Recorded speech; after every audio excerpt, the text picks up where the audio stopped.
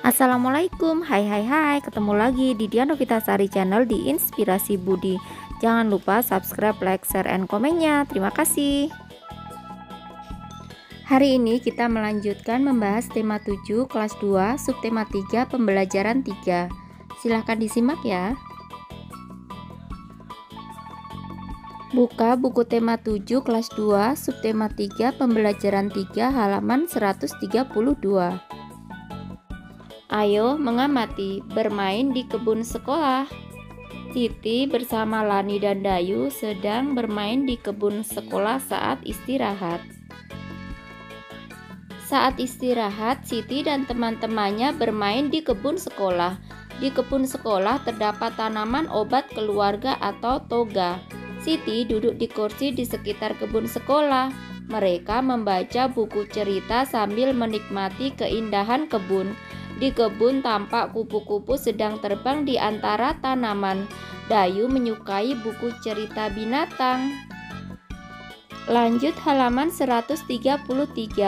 Ayo mengamati. Ayo mencari tahu cerita tentang binatang. Kupu-kupu berhati mulia. Nah, dongeng tentang binatang atau dongeng fabel ini yang berjudul Kupu-kupu Berhati Mulia juga sudah saya buatkan videonya. Nanti saya sertakan linknya di deskripsi ya. Nanti tinggal kalian buka ya, agar kalian bisa lebih memahami dongeng fabel tentang kupu-kupu berhati mulia ini. Dikisahkan pada suatu hari yang cerah, ada seekor semut berjalan-jalan di kebun sekolah. Ia sangat senang karena bisa berjalan-jalan melihat kebun sekolah yang sangat indah. Sang semut berkeliling kebun sekolah sambil menyapa binatang-binatang yang berada di kebun sekolah itu. Lanjut halaman 134. Ia melihat sebuah kepompong yang menggantung di ranting. Sang semut mengejek bentuk kepompong yang jelek dan tidak bisa pergi kemana-mana. Hai kepompong, alangkah buruk nasibmu. Kamu hanya bisa terdiam dan tergantung di situ. Ayo jalan-jalan, lihat kebun sekolah yang luas dan indah ini. Bagaimana nasibmu bila ranting itu patah? Kepompong itu hanya terdiam. Hingga pada suatu hari, semut berjalan-jalan di kebun sekolah itu. Karena hujan, kebun sekolah itu dipenuhi lumpur sehingga semut pun tergelincir dan jatuh ke lumpur. Semut itu jatuh, semut itu berteriak minta tolong sekencang mungkin. Tolong bantu aku mau tenggelam, tolong aku. Untunglah saat itu ada seekor kupu-kupu terbang melintas. Kemudian kupu-kupu itu menjulurkan sebuah ranting ke arah semut. Semut, peganglah erat-erat ranting itu. Nanti aku akan mengangkat ranting itu. Lalu si semut memegang erat-erat ranting itu. Dengan sekuat tenaga, kupu-kupu mengangkat ranting tersebut. Kemudian kupu-kupu menurunkannya ke tempat yang aman. Semut berterima kasih kepada kupu-kupu karena telah. Lanjut halaman 135. Menolong nyawanya. Aku adalah kepompong yang pernah kau ejek, kata si kupu-kupu. Ternyata kepompong yang dulu diejek semut sudah menyelamatkannya. Akhirnya sang semut pun berjanji tidak akan menghina semua makhluk ciptaan Tuhan yang ada di kebun sekolah itu. Bawahnya, ayo membaca. Secara berkelompok, bacalah dongeng di atas. Salah satu siswa membaca, sementara anggota kelompok lainnya menyimak. Ayo berlatih. Nomor 1.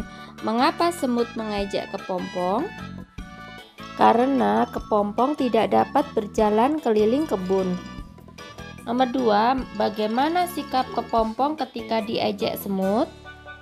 Kepompong diam dan tidak menghiraukan ejekan semut. Lanjut halaman 136. Nomor 3. Mengapa semut meminta tolong? Karena semut terjebak dalam lumpur. Nomor 4. Bagaimana sikap kupu-kupu terhadap semut? Kupu-kupu menolong semut. Nomor 5. Bagaimana cara kupu-kupu menolong semut? Kupu-kupu menyuruh semut memegang ranting. Kemudian kupu-kupu membawa ranting terbang. Nomor 6, setelah kupu-kupu menolong semut, apakah yang diucapkan oleh semut kepada kupu-kupu? Terima kasih. Nomor 7, tulislah janji yang diucapkan oleh semut setelah ditolong oleh kupu-kupu. Semut berjanji tidak akan menghina semua makhluk ciptaan Tuhan yang ada di kebun sekolah itu. Bawahnya, sebelum bermain di kebun sekolah, Siti dan teman-temannya pergi ke perpustakaan terlebih dulu. Mereka gemar meminjam buku cerita. Siti membaca buku cerita di sekitar kebun sekolah. Lanjut halaman 137. Ayo berlatih. Ayo coba cari informasi tentang kegiatan kesukaan teman-temanmu ketika pergi ke perpustakaan. Tulis nomornya, nama, dan kegiatan kesukaan di perpustakaan disesuaikan dengan nama-nama yang ada di kelas kalian. Berikut ini hanya contoh alternatif jawabannya ya. Nomor 1, Budi membaca buku cerita binatang. Yang kedua, Rudi, Boni, Tika, Amel, Sari itu mengerjakan tugas kelompok. Yang nomor 3, Ani dan Boni itu berdiskusi hal baru. Nomor 4, Ana menganalisis sejarah.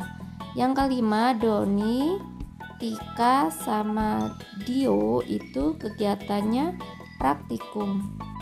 Berdasarkan informasi yang kamu peroleh dari tabel di atas, isilah tabel berikut.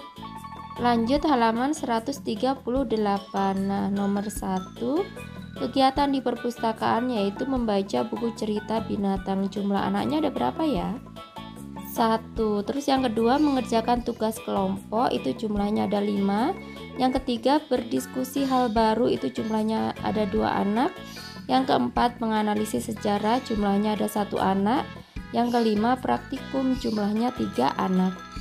Bawahnya, ayo berdiskusi. Diskusikan dengan temanmu bagaimana sikapmu terhadap teman yang memiliki kegiatan kesukaan di perpustakaan yang berbeda. Tuliskan hasil diskusimu. Menurut saya, seseorang berhak memiliki kesukaan masing-masing dan tidak harus sama dengan yang lainnya.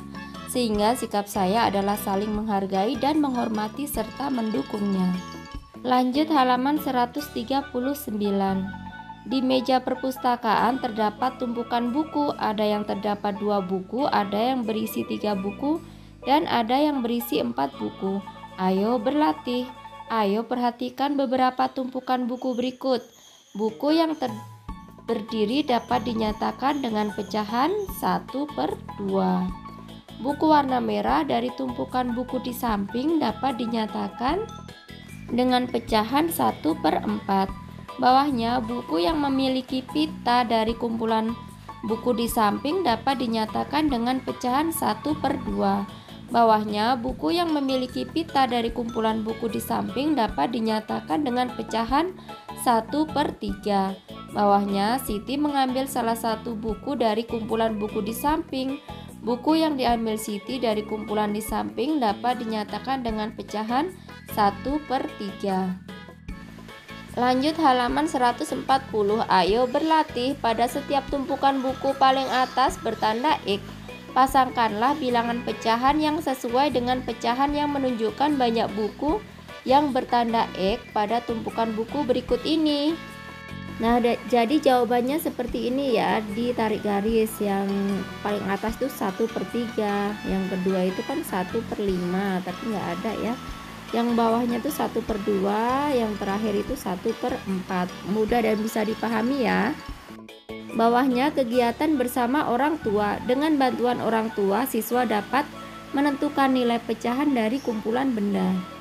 Nah, kiranya cukup sekian dulu video pembelajaran kali ini. Sampai ketemu di video pembelajaran berikutnya. Semoga bermanfaat. Wassalamualaikum warahmatullahi wabarakatuh.